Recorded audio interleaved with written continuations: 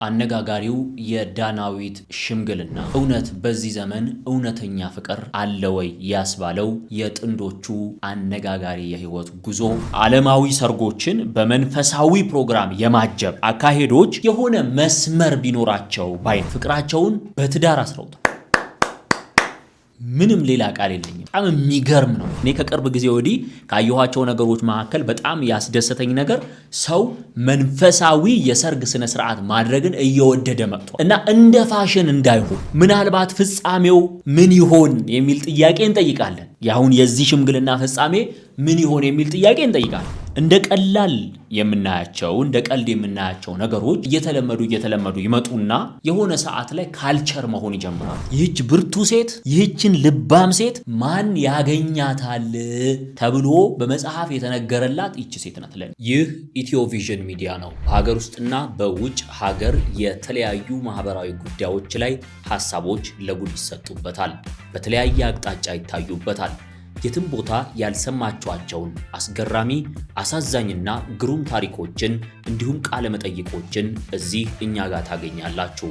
ከዚያ ውጪ ሌሎች በርካታ ጉዳዮች በኢትዮ ቪዥን ሚዲያ ተዘጋጅተው ለናንተ ይቀርባሉ። ከናንተ የሚጠበቀው ሰብስክራይብ እያደረጋችሁ መወዳጀት፣ በፌስቡክም ፎሎ ማድረግ ነው። በሚያሳዝነው እናዝናለን፣ በሚያስቁት እንስቃለን፣ በሚያዝናኑት እየተዝናናን እኛም እናንተም በጉዳዩ ላይ ሐሳቦችን እንሰጣለን። ይህ ነገር ልክ ነው፣ ይህ ነገር ልክ አይደለም የሚለውን ከተለያየ ሚዛን አኳያ እያነሳን እናወራለን እንጂ በማንም ላይ አንፈርድም።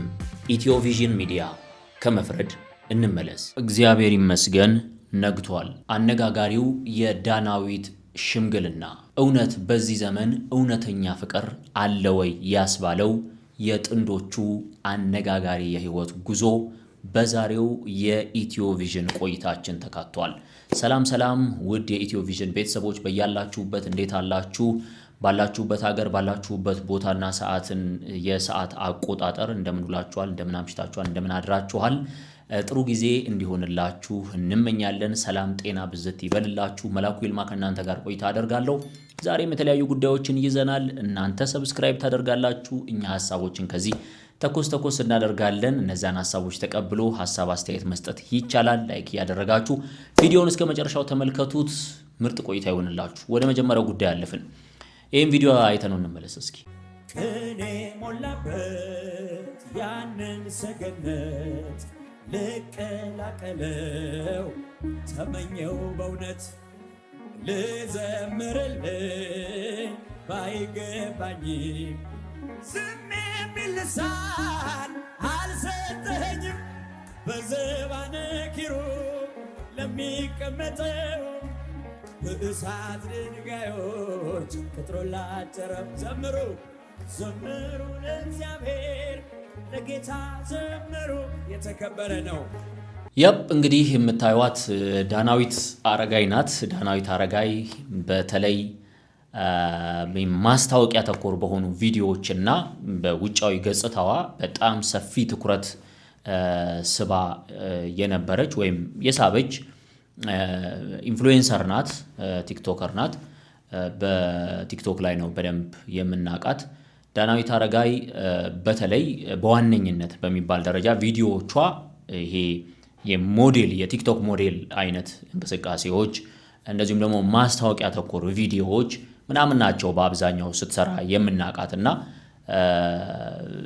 ብዙም ስለሷ እንደዚህ ብሎ ለመናገር የሚያስችል ነገር የለም። ነገር ግን እዚህ ቪዲዮ ላይ እንደተመለከታችሁት ዳናዊት ልታገባ ነው። እንግዲህ ይሄ ምናልባት ቲክቶክ ላይ ለብዙዎቹ ትንሽ በትኩረት የሳበና በብዙ መንገድ ያልተጠበቀ ተብሏል። የዳናዊትን ሽምግልና በሚመለከት ግን ምንድነው ልናነሳ የፈለግነው እኛ የሚለው ከቅርብ ጊዜ ወዲህ ሽምግልናዎች፣ ልደቶች፣ ምርቃቶች፣ ክርስትናዎች፣ ሌሎችም ፕሮግራሞች ቤት ውስጥ አዳራሽ ውስጥ የሚደረጉ ፕሮግራሞች በመንፈሳዊ መዝሙሮች የሚታጀቡበት ወይም ደግሞ የመንፈሳዊ ኢቨንት ፕሮግራም እየሆኑ የመጡበት ሁኔታ አለና ልክ ነው ልክ አይደለም የሚለውን ጉዳይ እንመለከታለን። እኛ ከመንፈሳዊው አንግል ሳይሆን እንደው እንዴት ይታያል ይሄንን ነገር የሚለውን ነገር ነው የምናነሳው።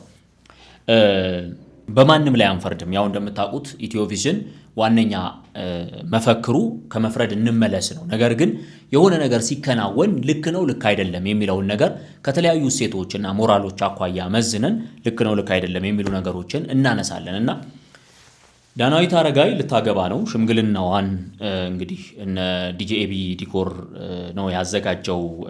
ዲኮሩን በጣም ነው የሚያምረው፣ በጣም ምርጥ ነው። ግን በዕለቱ እንግዲህ የኢትዮጵያ ኦርቶዶክስ ተዋሕዶ ቤተክርስቲያን ምእመን መሆኗን በሚያሳይ ሁኔታ ሽምግልናዋ የታጀበው በመንፈሳዊ ፕሮግራም ነበረ።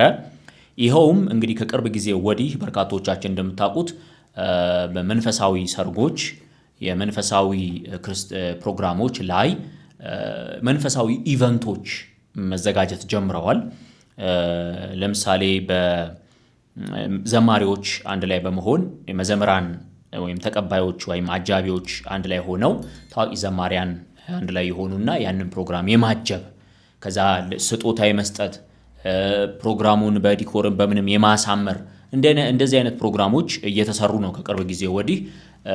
ለምሳሌ በዚህ ስራ ላይ ከሚሳተፉት መካከል ብዙዎቻችሁ የምታውቋት ናና አማኑኤል በሚለው መዝሙሯ የምትታወቀው ሲስተር ህይወት ትታወቃለች። የዳናዊት አረጋይ የሽምግልና ፕሮግራም ላይም እንደምትመለከቱት እነ ዘማሪ ይትባረክ የዘማሪ ሲስተር ህይወት ባለቤት እንደዚሁም ደግሞ ዘማሪ እንዳለ ደረጀን ጨምሮ በጣም ታዋቂ የሚባሉ በኢትዮጵያ ኦርቶዶክስ ተዋሕዶ ቤተክርስቲያን ውስጥ በጥሩ ስም አላቸው የሚባሉ ዘማሪያን የተሳተፉበት መዘምራን አጃቢዎች የነበሩበት ፕሮግራም ነበረ። ፕሮግራሙ ከቪዲዮ ላይ እንደምንመለከተውና ይሄ ነገር መቼ ነው የተጀመረው? እንደምናየው ከሆነ ፕሮግራሙ የሽምግልና ነውና መንፈሳዊ ፕሮግራም ነው ወይ? ሽምግልና እንደዚህ ይደገሳል ወይ የሚለውን እኔ እርግጠኛ አይደለሁኝም። መሆኑ ክፋት የለውም። እውነት ለመናገር ሽምግልና በዚህ መንገድ መሆኑ ከጭፈራና ከምናምን ነገር ይሻላል የሚል ሐሳብ ከተያዘ ይሻላል። ግን እኛ የምናውቀው ይሄ ሽምግልናው መንገድ ያው ሽማግሌዎች ይመጣሉ፣ ልጅህን ለልጄ ይባላል። ልጅህን ለልጄ ከተባለ ደግሞ ያው የሚቀርብ ድግስ ምናምን ነገር አለ በብዙ ባህል ውስጥ ማለት ነው። የሽምግልና ፕሮግራሙ እንዲህ አይነት መንፈሳዊ ሰዎች ቦታው ላይ ተገኝተው ፕሮግራሙን ማጀባቸው፣ ዘመናዊ ዲኮር መሆኑ፣ አለባበሱ በራሱ የዳናዊት አለባበስ፣ እነዚህ ነገሮች አንድ ላይ ነው የተሰባጠሩ ናቸው ወይ? ከሃይማኖት አኳያ፣ ከባህል አኳያ፣ ከምናምን አኳያ ልክ ናቸው ወይ? ያስኬዳሉ ወይ እነዚህ ነገሮች የሚለውን ነገር ልክ ነው ልክ አይደለም በሚል ብናየው ብዬ ነው ሐሳቡን ይዤ የመጣሁት። እናንተ ሐሳባችሁን መስጠት ትችላላችሁ። እኔም የሚሰማኝን ሐሳብ ልስጥ። እንግዲህ ከቅርብ ጊዜ ወዲህ እነዚህ ነገሮች እየተለመዱ መጥተዋል። እንደ ቀላል የምናያቸው እንደ ቀልድ የምናያቸው ነገሮች እየተለመዱ ይመጡና የሆነ ሰዓት ላይ ካልቸር መሆን ይጀምራሉ። ከቀናት በፊት አንድ ምሳሌ አንስቼላችሁ ነበር። ኢትዮጵያ ውስጥ አንድ ሹፍ ቲቪ የሚባል የዩቲዩብ ቻናል ከውጭ ሀገር የወረሳቸውን ፕሮግራሞችን ወደ አማርኛና ወደ ኢትዮጵያኛ በመገልበጥ ወጣቶችን በሚዲያ እያሳየ አንዲት ሴት ከአራት ወንዶች አንድ ስትመርጥ፣ አንድ ወንድ ከአራት ሴቶች አንድ ሲመርጥ የሚያሳዩ አይነት ኮንተንቶች፣ ከዛ ደግሞ ወንድ ልጅ ወይም ሴት ልጅ በገጽታዋ ብቻ በማየት ፊኛ በማፈንዳት እፈልገዋለሁ አልፈልገውም የሚል አይነት ምስሎች ሲጋሩ ነበርና ያንን ልክ አይደለም ከሚል አኳያ አይተን አጋርተናችሁ ነበር።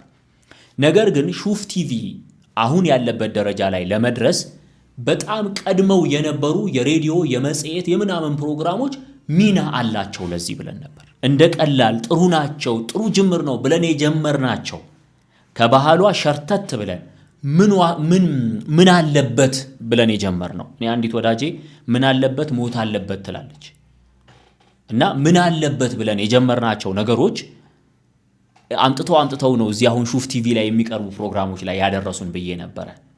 ይሄ የሰዎችን እዚህ ደረጃ ላይ ማድረስና በቴሌቪዥን አራት ወንድ አንድ ሴት ሲመርጥ ወይም አንዲት ሴት ከአራት ወንድ አንድ ስትመርጥ፣ አንድ ወንድ ከአራት ሴት አንድ ሲመርጥ፣ ከዛ ደግሞ ያላቸውን ፍላጎታቸውን ሲናገሩ የሚያሳየው ይሄ ኦፕንነስ በሚል ሽፋን የመጣው መረን መተው ያ ከመሆኑ በፊት አስቀድሞ አሜሪካ ውስጥ በሬዲዮ ፕሮግራም የተጀመረ ነበር። በሁለተኛውና በአንደኛው የዓለም ጦርነት ላይ የነበሩ ወታደሮችንና በወታደሮች ምክንያት ወንድ አጥተው የተቀመጡ ሴቶችን በሬዲዮ የማገናኘትና ቀጠሮ የማመቻቸት ፕሮግራም ነበረ። አድጎ አሜሪካን ሀገር ላይ አሁን እኛ ሀገር የምናየውን አይነት ፕሮግራም በ1960ዎቹ የተጀመረው። አሜሪካኖቹ የጀመሩትን ነገር እኛ ቀስ እያልን በሬዲዮ ፕሮግራም ማስተዋወቅ ፍቅረኞችን ይኸው ተጋብተው እየኖሩ እኮ ነው እንትና በመጽሔቶች በብዕር ጓደኛ እያስተዋወቅን ምናምን መጣድ ክፋት የለውም። ሰው ቢተዋወቅ ቢጋባ ጥሩ ነው። ግን ሲያድግ ወደ ምን እንዳደገ አይተነዋል። እንደዛ ነው ያደገው። ምን አለበት ሞት አለ። ለምን የኛን ባህል አላለበስ ነው፣ ማርጅን አላስቀመጥንለትም። ፕሮግራሞቹ በሽምግልና ነው ወይ ያለቁት የሚለውን ነገር ፍጻሜያቸውን እኛ አልተከታተልናቸውም። እንዲያውም እነሱ ፍጻሜው ድረስ መከታተል ላይ ጎበዝ ነበሩ፣ ዶክመንት ያደርጋሉ። እና አሁንም እኔ በዓለማዊ ሰርጎችን በመንፈሳዊ ፕሮግራም የማጀብ አካሄዶች የሆነ መስመር ቢኖራቸው ባይ ነኝ። አሁን ልክ ነውም ልክ አይደለምም ለማለት የሚቸግር ነገር ነው። ለምን ካላችሁኝ እቺ ልጅ እዚህ ትደርሳለች ተብሎ አልተጠበቀ ይሆናል። ስትዘምረው የነበረው መዝሙር ከዛ ጋር የተገናኘ ይመስለኛል። እንባ ሲተናነቃት ነበረ፣ ለማልቀስ ስትሞክር ነበር፣ ሳግ ውስጥ ነበረች። ምናልባት እዚህ ትደርሳለች ተብሎ አልታሰበ ይሆናል። እቺ ልጅ ምናልባት ፍጻሜው ምን ይሆን የሚል ጥያቄ እንጠይቃለን። ያሁን የዚህ ሽምግልና ፍጻሜ ምን ይሆን የሚል ጥያቄ እንጠይቃለን። ግን መንፈሳዊ ኢቨንት ወይም መንፈሳዊ ማጀብ ፕሮግራምን ማጀቦች ዓለማዊውን ሰርግ የሚያጅቡት ከሆነ መንፈሳዊው ሰርግ ዋጋ ያጣ አይመጣም ወይ? ፕሮግራሙን በመንፈሳዊ መንገድ ማጀቡ ልክ ሊሆን ይችላል። ለምን ጭፈራና ምናምን ከሚሆን በእንዲህ አይነት መንገድ ቢሆን በጣም የጣፈጠ ነው። በጣም ደስ የሚል ነው። እኔ በክርስትናው ብቻ አይደለም በሌሎች ሃይማኖቶች ላይም ቢሆን እንዲህ አይነት ነገሮችን ስናዘጋጅ መደባለቁ ነገ ከነጎዲያ መንፈሳዊው ነገሮች ዋጋ እንዲያጡ አያደርጋቸውም ወይ ነው የኔ ጥያቄ። አይገባቸውም፣ አይዘመርላቸው እያልኩ አይደለም። አንድ ሁለተኛ ነገር በእንዲህ አይነት ቦታ ላይም እግዚአብሔር ጸጋ የለም እዛ መዘመር የለበትም እያልኩም አይደለም። ግን እንደው የሆነ ማርጅን ቢኖረው የሆነ መስመር የተሰመረ መስመር የሆነ ስርዓት ቢኖረው ለምሳሌ ኢቨንት የምታዘጋጁ መንፈሳዊ ኢቨንቶችን የምታዘጋጁ ወንድም እህቶቻችን በማንኛውም ሃይማኖት ውስጥ ያላችሁ ማለት ነው የምታዘጋጁ ወንድም እህቶቻችን መስመሩን እንዳይለቅ ከሃይማኖታዊው ስርዓት እንዳይወጣ ከዛ ማንም እንደፈለገ የሚስበው ነገር እንዳይሆን መደባለቅ እንዳይፈጠር ኢስት ውስጥ ይመስለኛል። ምናልባት ዝርዝር መረጃውን መናገር አልችልም። ግን ብዙ ጊዜ ካያችሁ ቤተ ክርስቲያን ውስጥ በተገለጠ ልብስ ተለብሶ መሃል ላይ ካህን ቆሞ የሚያስታርቅባቸው ስርዓቶች ዌስቱ ላይ የተፈጠሩት ከዓለሙም ከዚህኛውም ላለመነጠል በሚደረግ እንዳንነጥላቸው በሚል ፍርሃት ነውና ስርዓት እንዳያጣ ኢቨንት የምታዘጋጁ ሰዎች ይህንን በሚመለከት እኔ ከሃይማኖት አስተማሪዎችና ከሃይማኖት ኃላፊዎች ከላይ ካሉ ሰዎች ከሲኖዶስ ሊሆን ይችላል ከሃይማኖት ግን ከሚመሩ ተቋማት ጋር ብትነጋገሩ እና የሆነ ስርዓት ቢኖረው ለምን መሰላችሁ ሰዎች ለመንፈሳዊ ነገሮች ቫልዩ ያጡ እንዳይመጡ። እኔ ከቅርብ ጊዜ ወዲህ ካየኋቸው ነገሮች መካከል በጣም ያስደሰተኝ ነገር ሰው መንፈሳዊ የሰርግ ስነ ስርዓት ማድረግን እየወደደ መጥቷል እና እንደ ፋሽን እንዳይሆን መንፈሳዊ የጋብቻ ስነ ስርዓቶች በየትኛውም ሃይማኖት ውስጥ የሚደረጉ መንፈሳዊ የጋብቻ ስነ ስርዓቶች መንፈሳዊ ሆነው እንዲቀጥሉ እነዛ ደግሞ ሰው ፈልጎ ተስቦ ጓግቶ የሚያገኛቸው እንዲሆኑ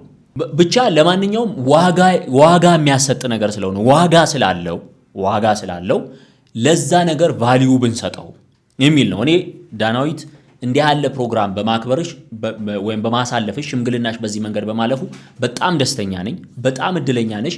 በጣም ልባም ልጅ ነሽ።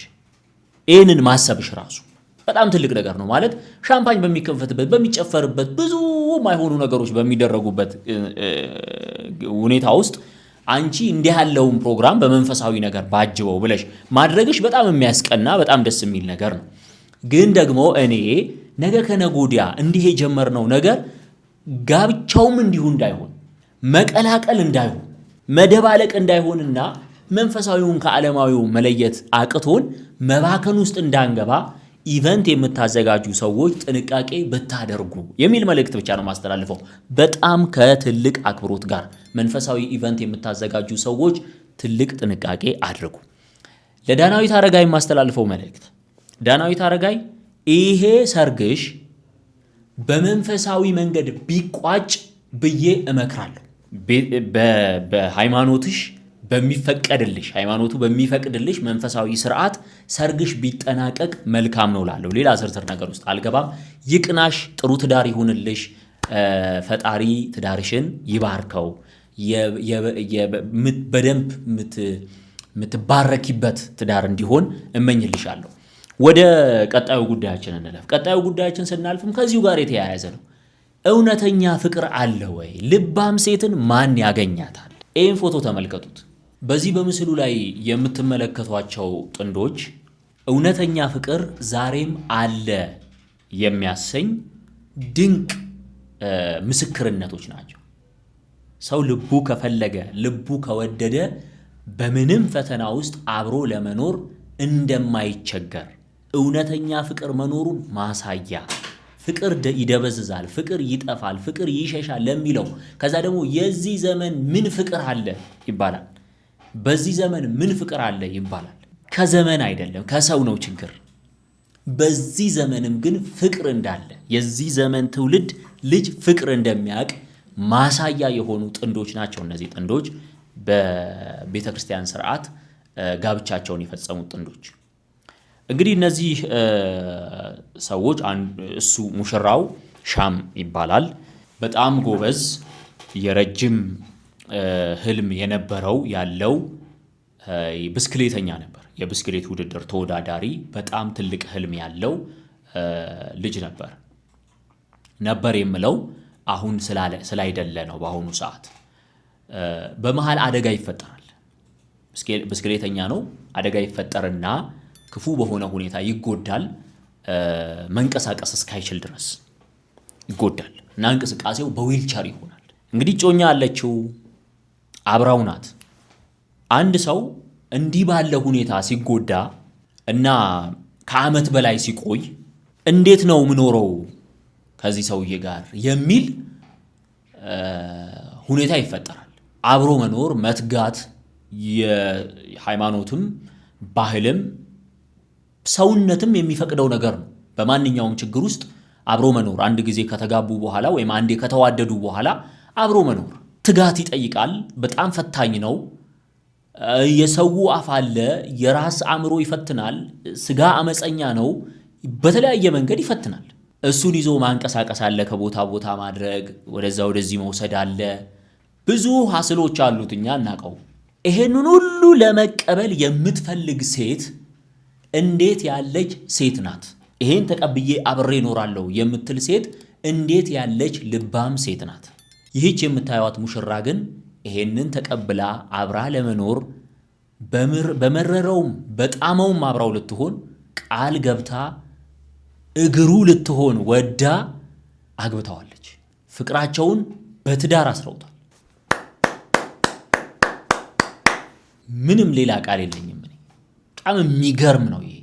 በጣም አይ ዘመን አይ ጊዜ ምናምን ልንል አንችልም። ሰው ግን እንደው ምን ሊል ይችላል ካልን እኔ በጣም አንድ የምወደው ማይ ፌቨራይት ሙቪ አለ። በጣም የምወደው አማርኛ ፊልም ምዕራፍ 2 የሚል በጣም ብዙ ነገር ስለሚያስተምራችሁ ከቻላችሁ እዩት። ምዕራፍ 2 ይባላል።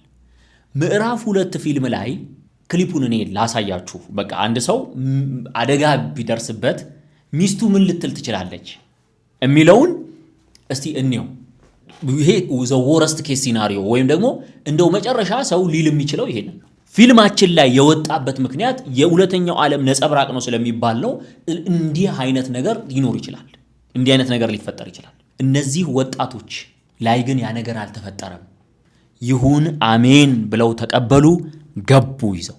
ይህች ብርቱ ሴት፣ ይህችን ልባም ሴት ማን ያገኛታል ተብሎ በመጽሐፍ የተነገረላት ይህች ሴት ናት። ለኔ እግረ መንገድ ካነሳ ነው አይቀር ልባም ሴትን ማን ያገኛታል? ዋጋዋ ከቀይ ዕንቁ ይበልጥ ይወደዳል ይላል መጽሐፍ። ግን ለምንድን ነው የተባለው? እንግሊዘኛው ውመን ኦፍ ቫለር ይላታል። ኤስቴ ሃይል ምናልባት እንትኑ ላይ ዕብራይስጡ ላይ ከሳሳትኩ አላውቅም። ኤስቴ ሃይል ወይም ኤስቴ ሃይል አይነት እንደዛም ይመስለኛል በዕብራይስጡ ሲጠራ ልባም ሴት የሚለውን ኤስቴ ሃይል ይለዋል። ልባም ሴት ዋጋዋን ፕኒነም ከሚባል ጋር ነው በዕብራይስጥ የሚያወዳድረውና ፕኒነም የሚባለው እንግሊዘኛው ላይ በጣም ብዙ ክርክር አለው። እንዳነበብኩት ከሆነ ምን ማለት ነው ትርጉሙ የሚለው አንዳንዶች ፒርል ማለት ነው ይሉታል። ላይክ ይሄ ጌጥ ኦር በአማርኛ እንዴት እንደሚባል አላውቅም። ለጌጥ የምንጠቀመው ዕንቁ ይሉታል።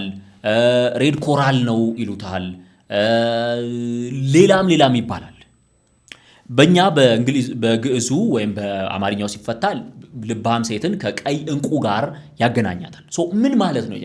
በኤንሸንት ጊዜ ይሄ የተባለው ነገር አሁን ፕኒንም የተባለው በዕብራይስጥ እኛ ቀይ ዕንቁ የምንለው ዕንቁ እሱን ፈልጎ ለማግኘት ባህር ድረስ ይቆፈራል። እሱን የሚፈልግ ሰው ባህር ድረስ ይቆፍራል። ጥልቅ ዲፕ ነው የሚቆፍረው።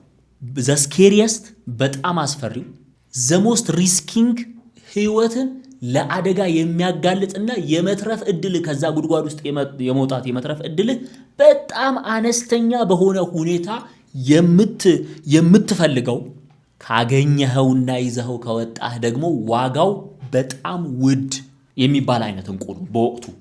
አሁን ይኑር አይኑር እርግጠኛ አይደለሁም። በጣም ውድ ነው። ልባም ሴትን መጽሐፍ ያወዳደራት ከዚህ ዕንቁ ጋር ነው። ጥበበኛ ናት፣ አስተዋይ ናት፣ ጎበዝ ናት። የሚመጣው በረከት ቀድሞ ይታያታል። እሷን ያገኛት ሰው እንዲህ ባለ ጭንቅ ውስጥ ገብቶ ቀይ ዕንቁ ያገኘን ያህል ነው ማለት ነው። እና ወንድሜ በጣም እድለኛ ነህ። በጣም እግዚአብሔር ትዳራችሁን ይባርክ፣ ያጽናችሁ። ከዚህ በላይ አንተ ድነህ የምናይበትን ከዚህ በላይ ደግሞ ፍቅራችሁ የሚያብብበትን በብዙ ነገር የምትባረኩበት ትዳር እንዲሆንላችሁ እመኝላችኋለሁ። ውድ የኢትዮ ቪዥን ቤተሰቦችም በኮመንት ላይ እስቲ መልካም ምኞታችሁን ግለጹላቸው፣ ስሜታችሁን በኮመንት ገለጡላቸው። ቪዲዮውን ላይክ አድርጉት። ምናልባት ለዚህ ቤት አዲስ ከሆናችሁ ኢትዮ ቪዥን እንባላለን። በተለያዩ ጉዳዮች ላይ እናነሳለን። ከመፍረድ መለስ ብለን ሐሳቦችን እናነሳለን። በኢትዮ ቪዥን ላይ ቀርቤ ሐሳቤን ባጋራ ሚሊዮኖች ጋር ይደርስልኛል ብላችሁ የምታምኑ ካላችሁ ደግሞ ቅረቡን፣ እናውራ። ቀጥታ ለዓለም ቪዲዮቻችሁን ወይም መልእክታችሁን ሐሳባችሁን እናጋራለን። ከኛ ጋር ምርጥ ጊዜ ይኖራችኋል። ስለነበራችሁ ጊዜ ሁላችሁንም እጅግ አድርጌ አመሰግናለሁ። ቀሪው ቀን ብሩክ ይሁንላችሁ። መላኩ ይልማ ነበርኩ። ጤና ይስጥልን። ይህ ኢትዮ ቪዥን ሚዲያ ነው። በሀገር ውስጥና በውጭ ሀገር የተለያዩ ማህበራዊ ጉዳዮች ላይ ሐሳቦች ለጉድ ይሰጡበታል፣ በተለያየ አቅጣጫ ይታዩበታል። የትም ቦታ ያልሰማችኋቸውን አስገራሚ፣ አሳዛኝና ግሩም ታሪኮችን እንዲሁም ቃለ መጠይቆችን እዚህ እኛ ጋር ታገኛላችሁ። ከዚያ ውጪ ሌሎች በርካታ ጉዳዮች በኢትዮ ቪዥን ሚዲያ ተዘጋጅተው ለናንተ ይቀርባሉ። ከናንተ የሚጠበቀው ሰብስክራይብ እያደረጋችሁ መወዳጀት፣ በፌስቡክም ፎሎ ማድረግ ነው። በሚያሳዝነው እናዝናለን፣ በሚያስቁት እንስቃለን፣ በሚያዝናኑት እየተዝናናን እኛም እናንተም በጉዳዩ ላይ ሐሳቦችን እንሰጣለን። ይህ ነገር ልክ ነው፣ ይህ ነገር ልክ አይደለም የሚለውን ከተለያየ ሚዛን አኳያ እያነሳን እናወራለን እንጂ በማንም ላይ አንፈርድም። ኢትዮ ቪዥን ሚዲያ፣ ከመፍረድ እንመለስ።